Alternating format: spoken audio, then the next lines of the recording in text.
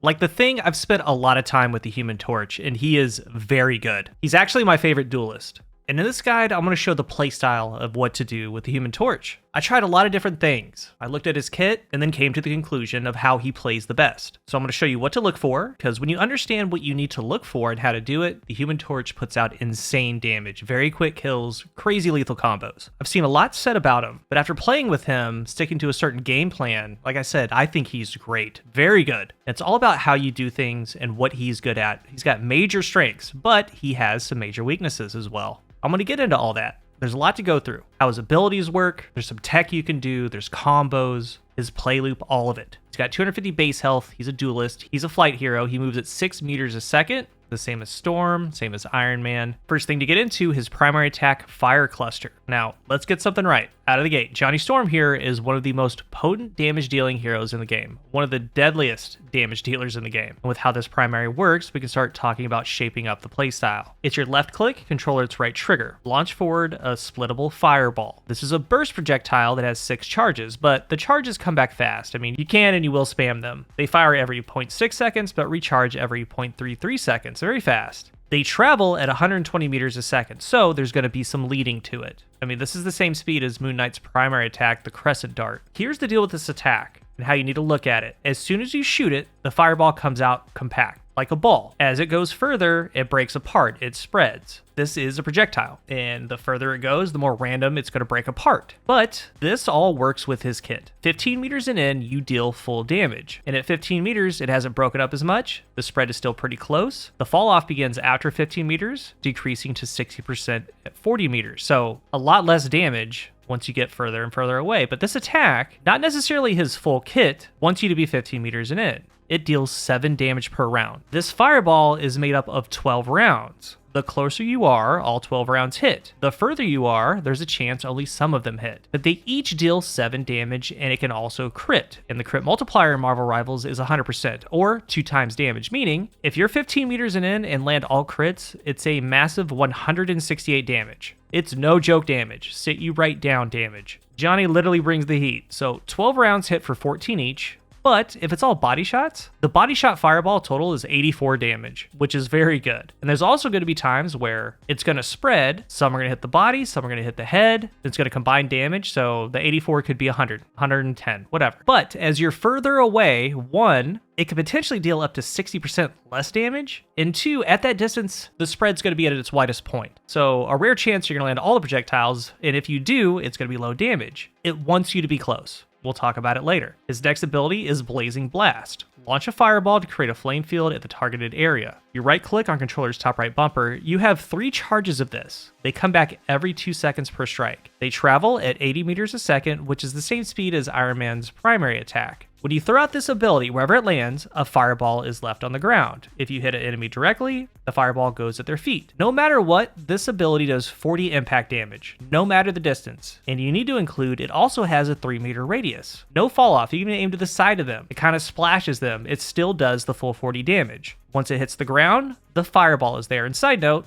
that's a solar grenade. I mean, you Destiny players know. But the fireball stays there for 6 seconds after it impacts. For 6 seconds, it hits at 2 ticks a second, and the damage per tick alternates. It does 12 damage, then 13, 12, then 13. And in this duration of 6 seconds, it ticks a total of 12 times, meaning the total damage over the duration of this thing on the ground is a 150, just from the burn alone. If you include the impact, it's 190 damage. Most of the time, you're going to hit an enemy, they're going to get ticked once or twice because they're going to be moving. And that's still good. A lot of the time, it's going to be a total, counting the blast impact, 52 damage, 65, could be more. But the shot has no fall off. And you have that 3 meters around them of leniency, of leeway. So you could miss them, but still get them, or purposefully start throwing them around their feet. It's great that it has no fall off, it recharges very fast, and it's spammable. And when you get multiple fireballs on an enemy, it stacks. So say you throw back to back. Each one individually is doing the same thing, and it stacks up, meaning you hit them with 2 fireballs. One's doing 40, the other one's doing 40, so 80 total. Both are ticking. Now one's doing 12, the other's doing 12. Or one's doing 12, one's doing 13, so 25 damage per tick. You get 3 of them, 4 of them, they all combine. And if you catch an enemy standing still on these things, you have 2 or 3 of them on them, it chunks them down fast. But they do move, and we'll talk about that as we go. There are lots, and I mean lots of stuff to do with this. We'll cover it in the combos. Next is a perfect time to talk about his movement ability, your Shift Plasma Body. On controller it's B, enter a state of accelerated ascent. It's a speed boost. Using this ability grants a 50% movement boost, meaning his speed goes to a grand total of 9 meters a second, which is pretty good. It has a bar for the usage. As you use it, the bar goes down. When you stop using it, the bar goes up. It's got a really fast recharge rate, but what I noticed,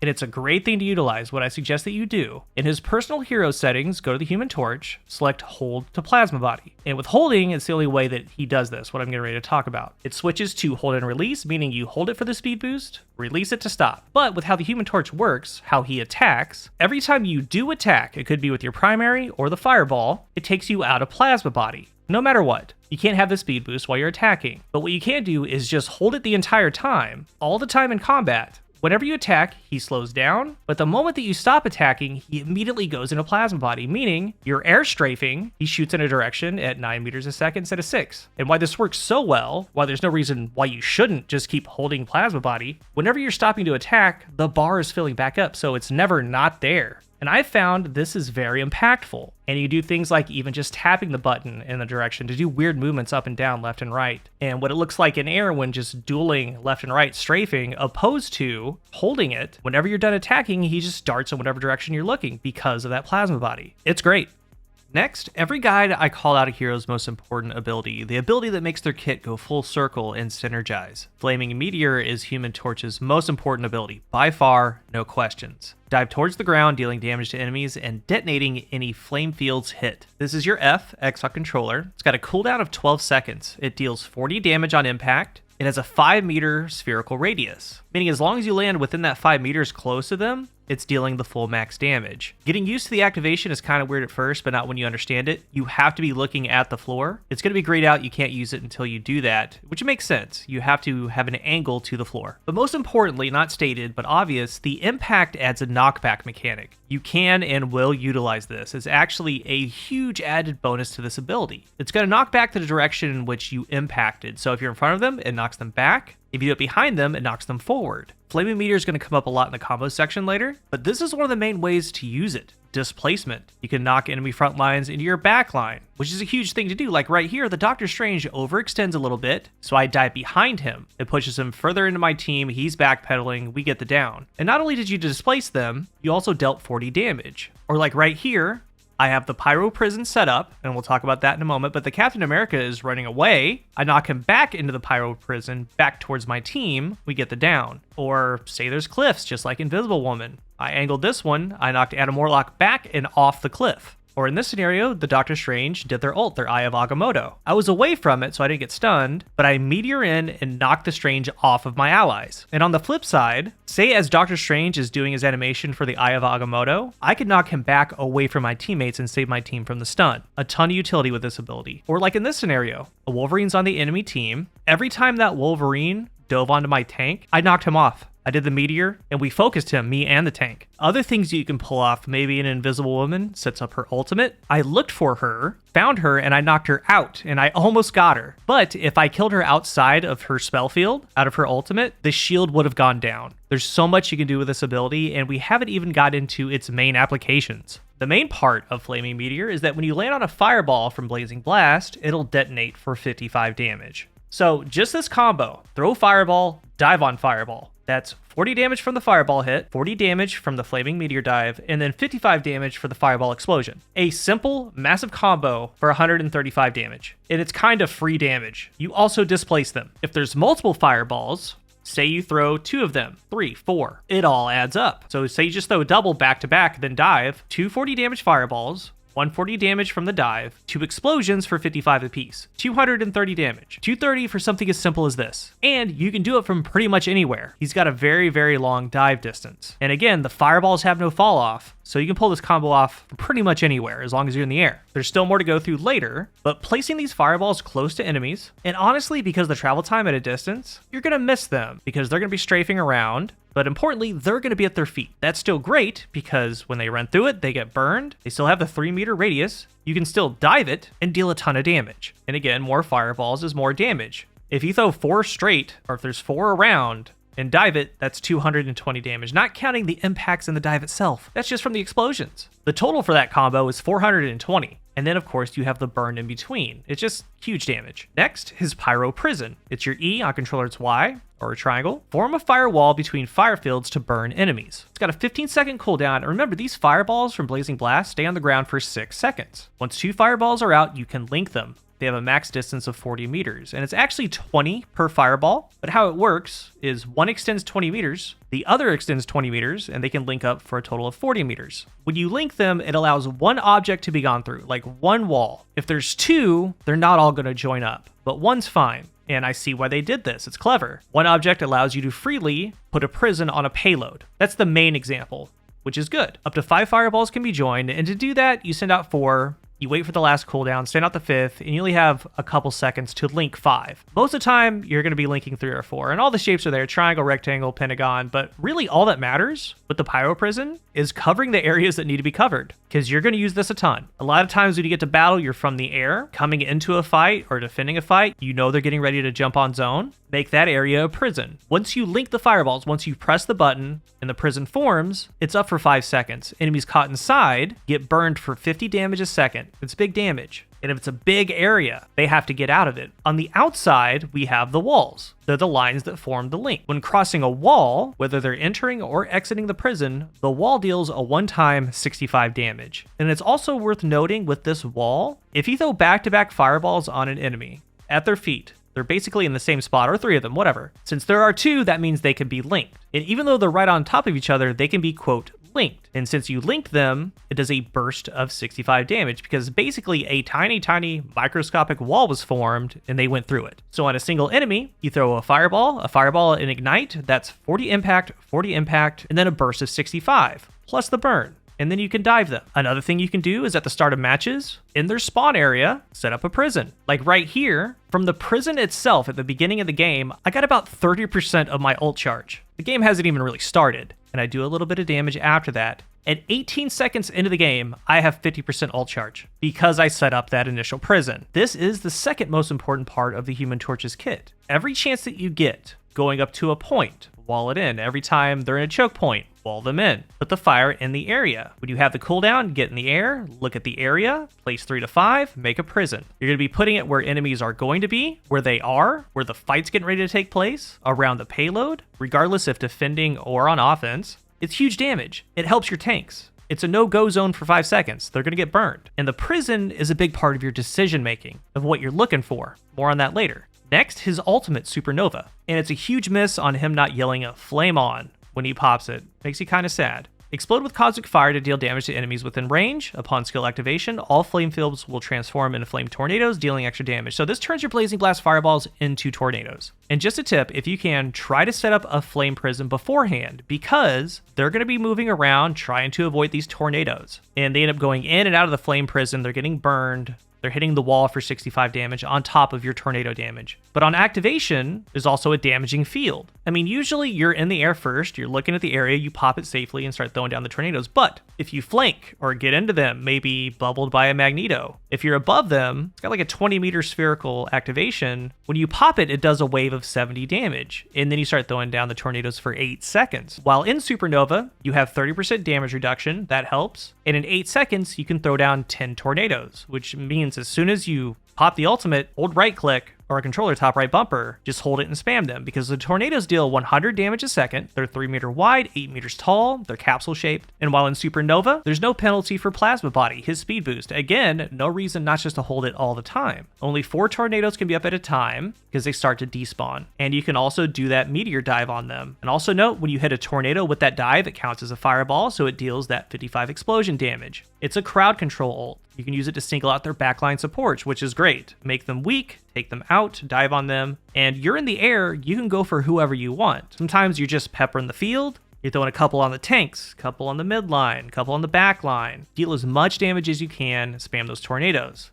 You're gonna dive low health targets. Next, his team up. Very cool. First one was Storm, Omega Fire. The Storm and Human Torch somewhat need to be on the same page for this one. And if you're playing with randoms, wait for the other to go first and just make it happen. Burning Hurricane, it's your X. From the Storm's point of view, when the Human Torch pops his ult and throws out his tornadoes, you can target a tornado. There's a prompt on screen, you press X. That starts her ult, but she warps to the tornado she picked. on that location. She comes out, huge fire tornado, does massive damage. It's wider, it lasts longer. The other way is she can pop her ult and run into a fire tornado that the Human Torch created in his ultimate. That makes hers a fire tornado. On the Human Torch's side, if you're Human Torch, at any point of her ultimate, press X. Even the starting animation. As soon as she presses it, you press X. As soon as that prompt comes up, when her storm starts, when her ult starts, it's going to be a fire tornado. Or, say you miss that part, during her storm you can press X on her, that pops your ult, that makes it fire, or you pop your ult and throw a fire tornado on her. That'll make hers a fire tornado. Really, really good, but it's a ton of resources. In theory, it is worth it because it's crazy big damage. A lot of crowd control, so definitely try it. Next is the basic Fantastic Four team up with Invisible Woman, Storm's siblings. 20-second cooldown lasts for 5 seconds. Once activated, you continually generate bonus health from the damage that you take, making up for lost health. It's a max bonus health of 100. It's great before, during fights, and it's great to use before your ultimate because in your ultimate you get 30% damage reduction. This is helping even more. And now for my favorite part of my guides, the playstyle and combos. Bring it all together. Because in my guides, I do like to break things down step by step fully. That way you fully understand how to apply them. And the goal is to simplify everything so you can execute it effortlessly. And honestly, Human Torch is one of the easiest heroes to play. His kit isn't complicated. You're just looking to do a few key things that naturally work together. Human Torch has a lot of small combos, but in reality, only one truly matters. He's not necessarily about stringing together complex, complicated sequences. Like, his entire playstyle revolves around a single deadly combo. It really does. So forget about overthinking positioning or complicated kill setups. It's not that deep. I experimented with different playstyles, even one similar to Storm, and I love Storm, because Storm's damage is effective 20 meters and in. Human Torch's damage is effective 15 meters and in, but unlike Storm, who has the Goddess boost to defend herself, Human Torch's primary fire, that fireball that splits, is much harder to control and land shots with, especially when you're firing near the ground. So, Human Torch is a true aerial hero, and that makes sense. His strength comes from playing in the air and constantly applying pressure. And we've covered some of this, setting up the prison in key team fights. It's applying chip damage, burning them, spamming the fireballs from above. Remember, they deal 40 damage, no fall off, and even if they miss, you can miss them by 3 meters. Plus, it still applies burn. You can use the Meteor Slam to engage from a distance. It deals 40 damage. All this kind of wears enemies down, chips at them, and at that point, there's only one combo that matters. It's the Fireball Dive. That's it, because here's what happens. It's 40 impact damage from the Fireball, 40 dive damage from the Slam, and since you slam the Fireball, 55 explosion damage, that's 135 damage. After the dive, you've displaced them, you've knocked them back, but most importantly, what you've done is you've put them in your lethal range, 15 meters and in, and at this range, headshots deal 168 damage and body shots deal 84. And there's some things to talk about animation cancels, like if you left click, right click, so do your primary, then throw the Fireball. If you do it one right after the other, there's a little bit of an animation cancel, but again, it's not that deep. It really isn't, because all you're really doing and what you're looking for is you're going to be in the air, you're going to be a pest, you're going to spam long-range primary shots, long-range fireballs, applying as much damage as you can. The primary is going to be random damage. If you impact the fireball, it's 40, there's going to be burning, but the only thing you need to watch for is enemy health bars. That's it. Once someone's around 50% health or close to it, immediately fireball dive them. And it's back to back. Throw fireball, meteor dive, boom, boom. And this either downs them outright or leaves them critically low. And once they're that low, Johnny Storm thrives. At this range, his primary melts, whether you hit headshots or body shots, so the cleanup is very easy. He plays like an assassin, kind of like a vulture. He's in the sky, you set up your prison, you're watching everything in that prison, you're throwing fireballs, you're chipping. Once you see their health bar get at half, Fireball Dive. And it's not just your damage, you have a team too. While you're doing your thing, you're gonna be looking around, and all you're doing is just waiting for that perfect moment to do it. How many times have your team say, oh, the Psylocke's won, or the Psylocke's low, or the Psylocke's getting away, or whatever hero it is. Fireball dash them. And like I said, that same rule applies to the prison. Once you drop it and burning enemies, you're scanning for someone low enough to dive on. And in a 1v1, you're still in the air, you're strafing, you're spamming damage, and that damage is your primary and the fireball. If you miss, the fireball's at their feet. The moment that they hit half health, you fireball dive them. Finish them with your primary attack for an easy cleanup. Doing this is perfectly built for his playstyle and what his kit does. Yes, the primary fire has spread. Normally you have to lead your shots, but once you meteor dash, you put them right in front of your face. There's no guesswork. It's just easy damage.